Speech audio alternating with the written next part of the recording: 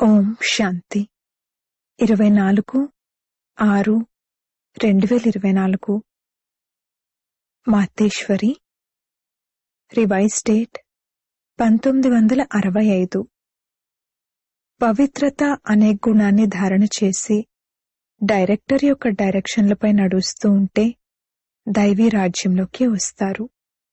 ఉదయం క్లాస్లో వినిపించేందుకు జగదంబ తల్లి యొక్క మధుర మహావాక్యాలు.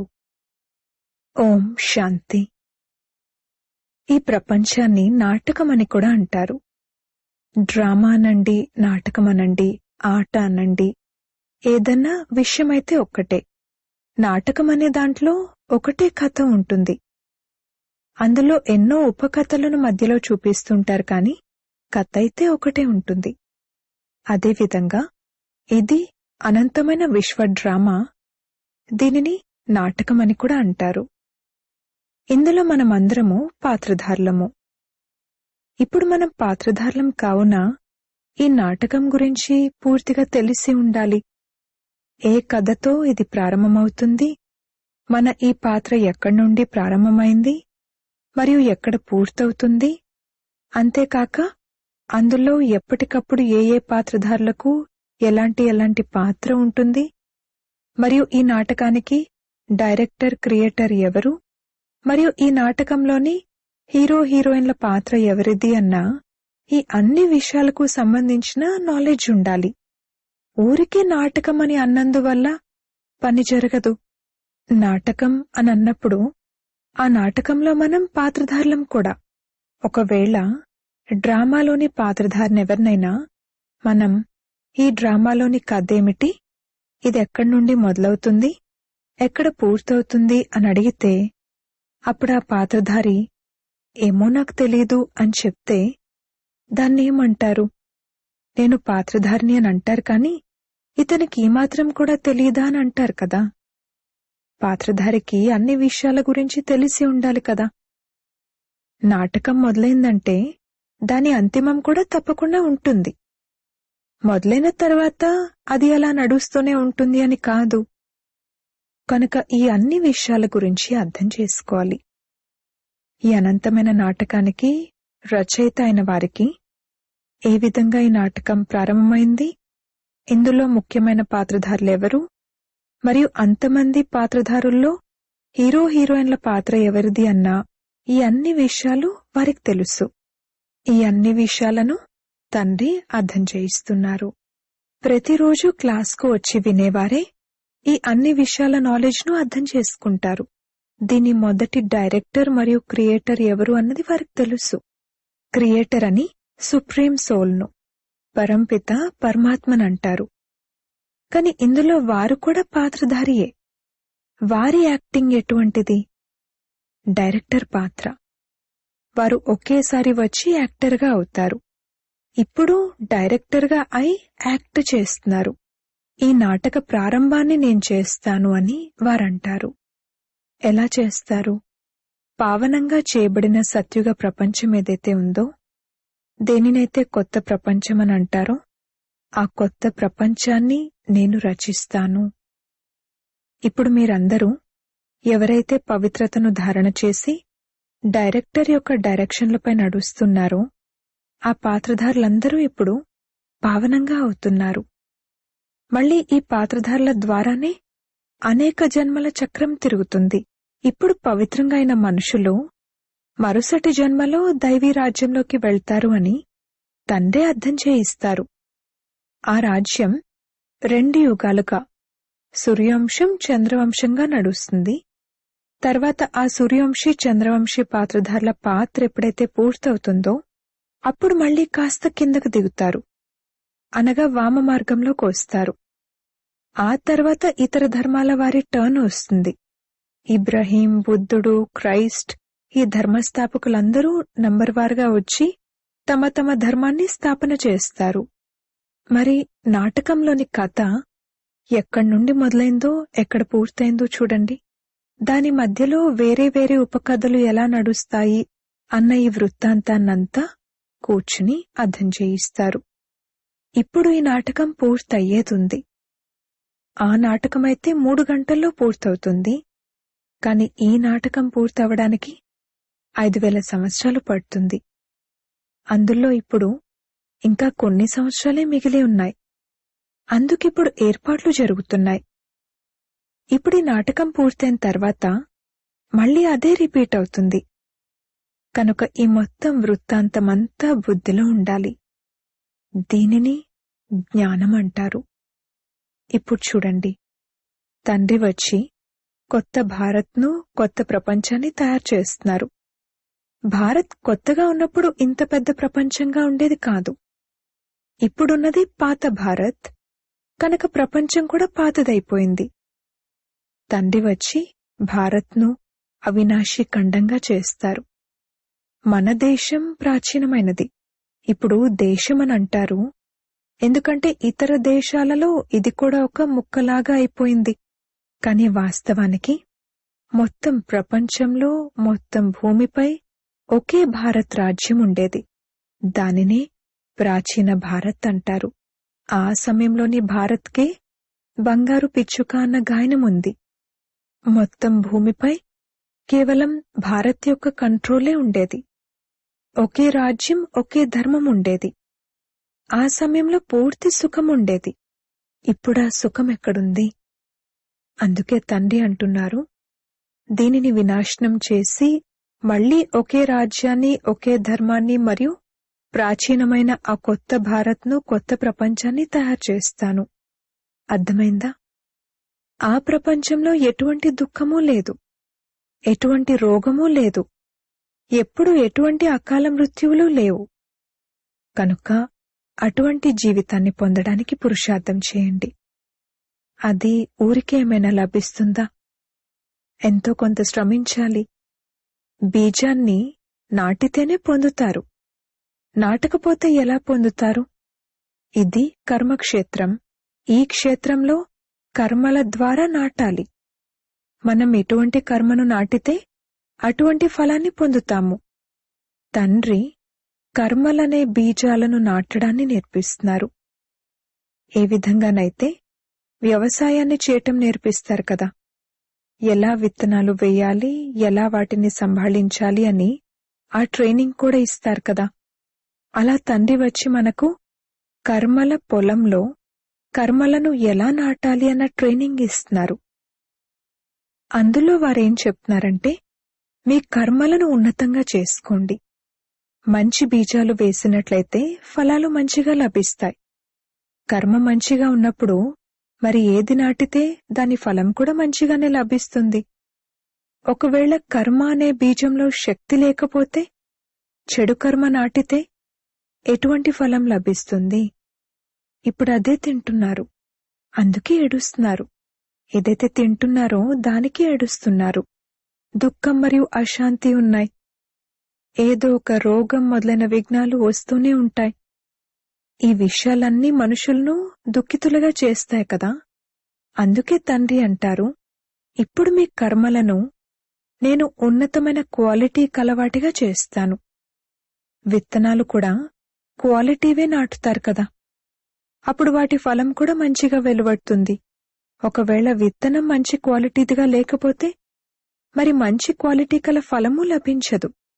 మన కర్మలు కూడా మంచి క్వాలిటీవిగా ఉండాలి కదా. అందుకే ఇప్పుడు తండ్రి మన కర్మలనే విత్తనాలను మంచి క్వాలిటీవిగా తయారు చేస్తున్నారు. అటువంటి శ్రేష్ఠ క్వాలిటీ కల విత్తనాలను నాటితే శ్రేష్టమైన ఫలాలు లభిస్తాయి. కనుక మీ కర్మలనే విత్తనాలేవైతే ఉన్నాయో వాటిని మంచిగా తయారు చేసుకోండి మరియు మంచిగా నాటడాన్ని నేర్చుకోండి. కనుక ఈ అన్ని విషయాలను అర్థం చేసుకుని ఇప్పుడు మీ పురుషార్థం చేయండి. అచ్చా, ఇప్పుడు 2 నిమిషాలు సైలెన్స్. సైలెన్స్గా ఉండటం అంటే నేను ఆత్మను అని అనుకోవటం. మొదట సైలెన్స్, ఆ తర్వాత టాకీలోకి, మాటల్లోకి వస్తారు. ఇప్పుడు తండ్రి అంటారు, సైలెన్స్ ప్రపంచంలోకి పదండి. సైలెన్స్, శాంతి అనేది మన స్వధర్మం. ఆ సైలెన్స్లోకి వెళ్లేందుకు ఏమంటారంటే, ఈ దేహం మరియు దేహ సహితంగా దేహ సంబంధాలపై ఇప్పుడు మోహాన్ని వదలండి. వాటి నుండి డిటాచ్ అవ్వండి. సుప్రీం సోల్ సంతానమైన మీరు ఇప్పుడు నన్ను స్మృతి చేయండి మరియు నా ధామంలోకి వచ్చేయండి అని బాబా అంటారు. కనుక ఇప్పుడు వెళ్లే విషయంపై అటెన్షన్ పెట్టండి. ఇప్పుడు రావాలి అని ఆలోచించకండి. అంతమతి సోగతి. ఇప్పుడు ఎవ్వరి పట్ల మోహం ఉండకూడదు. ఇప్పుడు శరీరంపై ఉన్న మోహాన్ని కూడా వదిలిపెట్టండి. అర్థమైందా? మీ ధారణను ఇలా తయారు చేసుకోవాలి. అచ్చా, ఇప్పుడు సైలెన్స్లో కూర్చోండి. నడుస్తూ తిరుగుతూ ఉన్నప్పుడు కూడా సైలెన్స్, మాట్లాడుతూ ఉన్నప్పుడు కూడా సైలెన్స్. మాట్లాడేటప్పుడు సైలెన్స్ ఎలా ఉంటుంది తెలుసా? మాట్లాడే సమయంలో మన బుద్ధి యోగాన్ని నేను ఆత్మను, మొదట పవిత్రమైన ఆత్మను మరియు సైలెన్స్ ఆత్మను అన్న దానిపై పెట్టుకోవాలి. దీనిని గుర్తుపెట్టుకోండి. మాట్లాడే సమయంలో నేను ఆత్మను, ఈ శరీర ఇంద్రియాల ద్వారా మాట్లాడతాను అన్న ఈ జ్ఞానం ఉండాలి. ఈ అభ్యాసం ఉండాలి. మనం దీని ఆధారాన్ని తీసుకుని మాట్లాడతాము అన్నట్లుండాలి. ఉదాహరణకు, ఇప్పుడు కనుల ఆధారాన్ని తీసుకుని చూస్తాము. ఏ ఇంద్రియం యొక్క అవసరం ఉంటే దాని ఆధారాన్ని తీసుకుని పనిచేయండి. ఈ విధంగా వాటి ఆధారాన్ని తీసుకుని పనిచేసినట్లయితే చాలా సంతోషం ఉంటుంది. అప్పుడు ఎటువంటి చెడు పని జరగదు.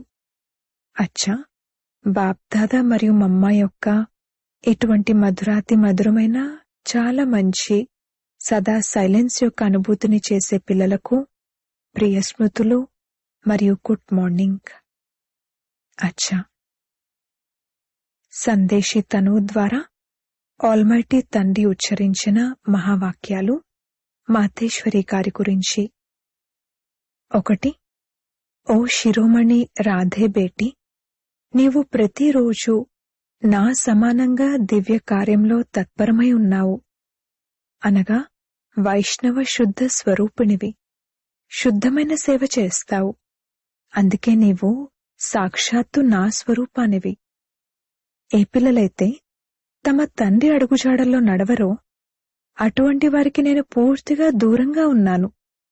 ఎందుకంటే సంతానం అంటే తప్పకుండా తండ్రి సమానంగా ఉండాలి. ఈ నియమం ఇప్పుడు స్థాపన అవుతుంది. ఇది సత్యత్రేతాయుగాల వరకు నడుస్తుంది. అక్కడ తండ్రి ఎలా ఉంటారో కొడుకు అలాగే ఉంటారు. కాని ద్వాపర కలియుగాలలో తండ్రి ఎలా ఉంటారో సంతానం అలా ఉండరు. ఇప్పుడు పిల్లలు తండ్రి సమానంగా అయ్యేందుకు కష్టపడాల్సి ఉంటుంది. కానీ అక్కడ న్యాచురల్ గానే తండ్రి వలె సంతానం ఉండే నియమం ఉంటుంది. ఈ అనాది నియమాన్ని ఈ సంగమ సమయంలో ఈశ్వరుడైన తండ్రి ప్రత్యక్షమై స్థాపన చేస్తారు. 2. మధురమైన తోటమాలి యొక్క మధురమైన తీయని దివ్య పురుషార్థి బేటి, ఇప్పుడు నీవు ఎంతో రమణీకంగా మధురంగా తయారవ్వాలి మరియు తయారు చేయాలి. ఇప్పుడు విశ్వరాజ్యం యొక్క తాళం చెవిని క్షణంలో ప్రాప్తి చేసుకోవడం మరియు చేయించడం నీ చేతిలోనే ఉంది. చూడు, ఏ ఆల్మైటీ అయితే ప్రతి జీవికి ప్రాణికి యజమానిగా ఉన్నారో వారెప్పుడైతే ప్రాక్టికల్గా ఈ కర్మక్షేత్రంలోకి వచ్చారో అప్పుడు సృష్టి మొత్తం హ్యాపీ హౌస్గా సంతోష నిలయంగా అవుతుంది. ఈ సమయంలో ఆ జీవప్రాణుల యజమానే అవ్యక్త రీతిలో సృష్టి నడిపిస్తున్నారు. కాని ఎప్పుడైతే వారు ప్రత్యక్ష రూపంలో దేహధారిగా అయి యజమానత్వంతో కర్మక్షేత్రంపైకొస్తారో అప్పుడు సత్యత్రేతాయుగ సమయంలో సమస్త జీవకోటి సంతోషంగా ఉంటారు. అక్కడ సత్యం యొక్క దర్బారు తెరిచి ఉంటుంది. ఎవరైతే ఈశ్వరీయ సుఖాన్ని పొందడానికి పురుషార్థం చేశారో వారికక్కడ సదా కొరకు సుఖం ప్రాప్తిస్తుంది. ఈ సమయంలో సమస్త జీవకోటికి సుఖం యొక్క దానం లభించదు. పురుషార్థమే ప్రారబ్ధాన్ని ఆకర్షిస్తుంది. ఎవరికైతే ఈశ్వరుడితో యోగం ఉంటుందో వారికి ఈశ్వరుని ద్వారా సంపూర్ణ సుఖం యొక్క దానం లభిస్తుంది. 3. ఓహో, నీ ఈశ్వరీయ శక్తి యొక్క రంగును చూపించి ఈ ఆసురీ ప్రపంచాన్ని వినాశనం చేసి దైవీ ప్రపంచాన్ని స్థాపన చేసే శక్తివి నీవే. ఆ తర్వాతే ఇతర శక్తులందరి మహిమ వెలువడుతుంది. ఇప్పుడు ఆ శక్తి నీలో నిండుతుంది. నీవు సదా నీ ఈశ్వరీయ బలం మరియు ఆత్మికత అనే హోదాలో ఉండు. అప్పుడు సదా అపారమైన సంతోషం ఉంటుంది. నిత్య హర్షిత ముఖం.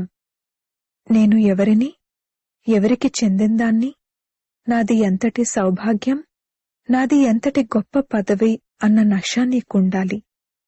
ఇప్పుడు నీవు ముందుగా స్వయం యొక్క స్వరాజ్యాన్ని పొందుతావు.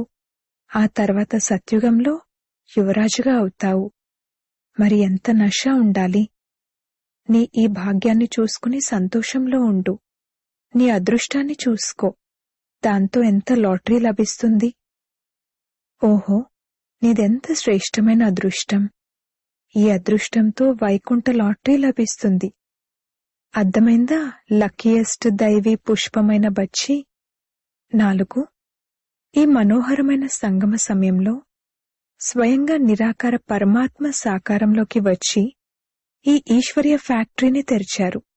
ఇక్కడ ఏ మనిషి అయినా తనలోని వినాశీ చెత్తను ఇచ్చి అవినాశీ జ్ఞానరత్నాలు తీసుకోవచ్చు. ఈ అవినాశీ జ్ఞానరత్నాలు కొనుగోలు అతి సూక్ష్మమైనది. దీనిని బుద్ధితో కొనుగోలు చేయవలసి ఉంటుంది. ఇదేమీ స్థూలమైన వస్తువు కాదు. ఇది ఈ నయనాలకు కనిపించేది కాదు. ఇది అతి సూక్ష్మమైనది, గుప్తమైనది, కనిపించనిది. కనుక దీన్నెవ్వరూ దోచుకోలేరు. ఇటువంటి సర్వోత్తమమైన జ్ఞాన ఖజానా ప్రాప్తించడం ద్వారా అతి నిస్సంకల్ప సుఖదాయక అవస్థ ఏర్పడుతుంది.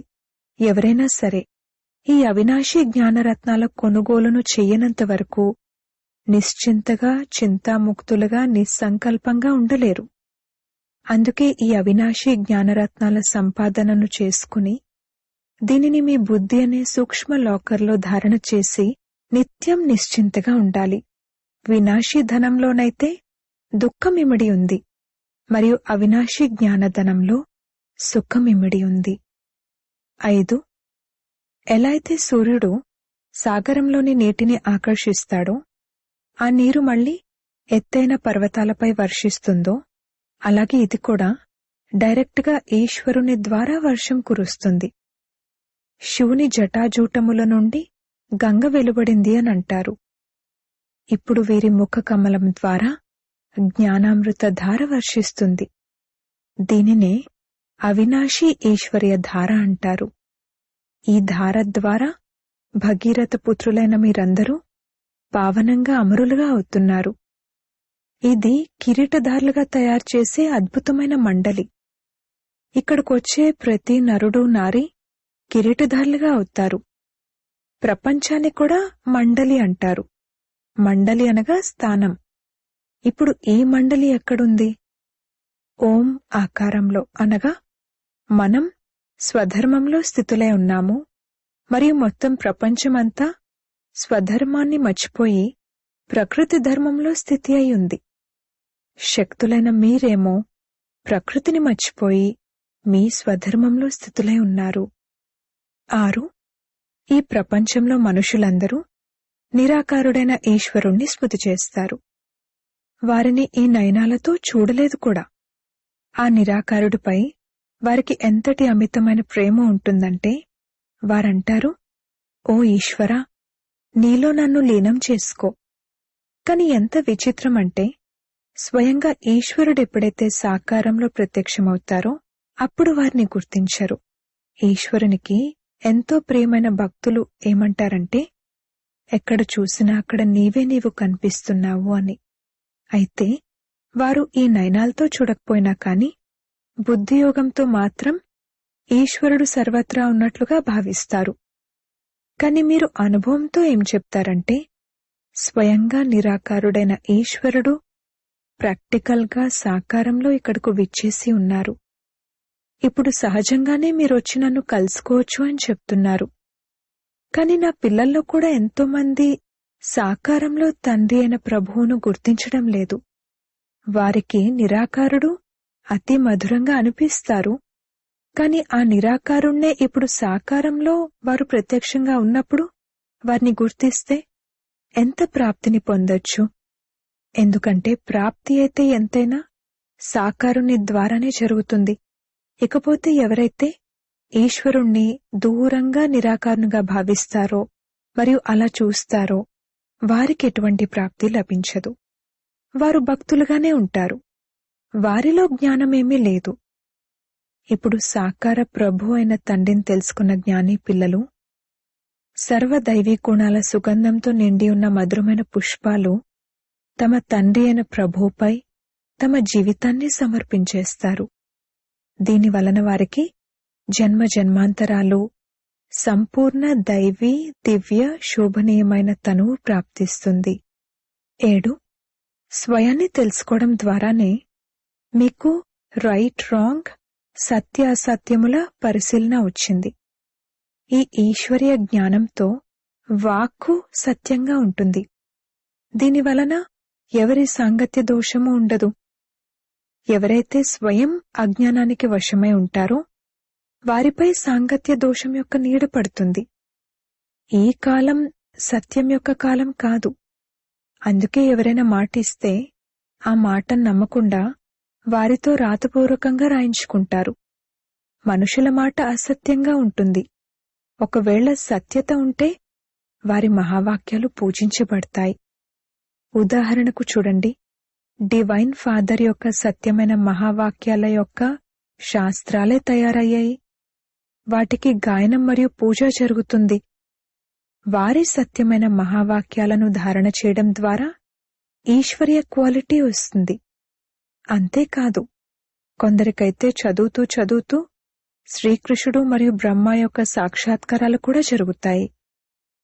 ఓహో, పవిత్ర హృదయ కమలం, పవిత్ర హస్త కమలం, పవిత్ర నయన కమలం అయిన బేటీ రాధే, నీ పూర్తి శరీరం మారిపోయి కమల పుష్ప సమానంగా కోమల కాంచనంగా తయారైంది.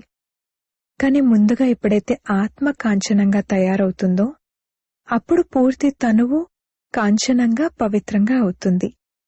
ఆ పవిత్రమైన కోమల తనువులోనే అతి ఆకర్షణ నిండి ఉంటుంది.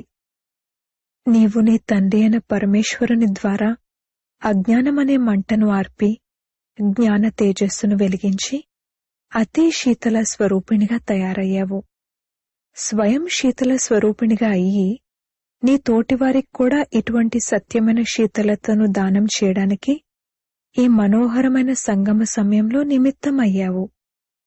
నీ జడ చిత్రాల ద్వారా కూడా పూర్తి ప్రపంచానికి శీతలత మరియు శాంతిదానం లభిస్తూ ఉంటుంది. ఇప్పుడు నీవు మొత్తం సృష్టికి విముక్తినిచ్చి అంతిమంలో నీ దివ్య తేజస్సును చూపించి కొత్త వైకుంఠంలోకి స్వర్ణిమ పూల తోటలోకి వెళ్లి విశ్రాంతి తీసుకుంటావు. అచ్చా. వరదానము: బాబా అన్న పదం రూపీ తాళం చెవి ద్వారా సర్వ ఖజానాలను ప్రాప్తి చేసుకునే భాగ్యవాన్ ఆత్మ భవ. జ్ఞానం యొక్క విస్తారాన్ని వేరే ఏమీ తెలుసుకోలేకపోయినా లేక వినిపించలేకపోయినా కాని బాబా అన్న ఒక్క మాటను హృదయపూర్వకంగా స్వీకరించి హృదయపూర్వకంగా ఇతరులకు వినిపించినట్లయితే విశేషాత్మగా అయినట్లే. ప్రపంచం ముందు మహానాత్మ స్వరూపంలో గాయనయోగ్యంగా అయినట్లే. ఎందుకంటే బాబా అన్న ఒక్క పదం సర్వ ఖజానాలు మరియు భాగ్యం యొక్క తాళం చెవి. తాళం చెవిని ఉపయోగించేందుకు విధి ఏమిటంటే హృదయపూర్వకంగా తెలుసుకోవటం మరియు స్వీకరించటం. హృదయపూర్వకంగా బాబా అని అన్నట్లయితే ఖజానాలు సదా హాజరై ఉంటాయి. స్లోగన్: బాప్దాదాపై స్నేహం ఉన్నట్లయితే స్నేహంలో పాత ప్రపంచాన్నంతటినీ బలిహారం చేసేయండి. ఓం శాంతి.